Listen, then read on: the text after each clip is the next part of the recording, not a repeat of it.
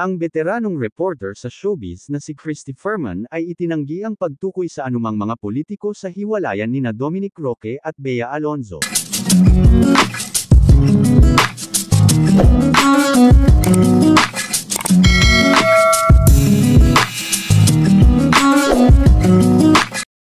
Ito ay kasunod ng pahayag ng kampo ni Roque na nag-akusa sa kanya ng pangungutya na nag-uugnay sa aktor kay dating Congressman Bong Suntay at Dapitan City Mayor Bullet Haloshos. Nilinaw ni Ferman sa kanyang programa na, Christy Ferminit, na hindi niya nabanggit ang anumang mga politiko na sangkot sa hiwalayan.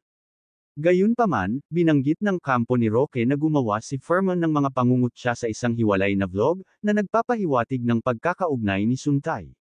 Binigyang diin ni Ferman na hindi rin niya binanggit ang pangalan ni Haloshos. Tinanong niya kung bakit nai-interview sina Roque at Haloshos tungkol sa kanilang kasarian, pinanindigan na hindi niya sila pinaparatangan. Itinanggi ni Suntay at Haloshos ang mga akusasyon sa isang panayam. Pinanindigan ni Ferman na wala siyang masamang hangarin kay Roque at Alonzo, sinasabi na siya ay nagtatanggol sa kanila.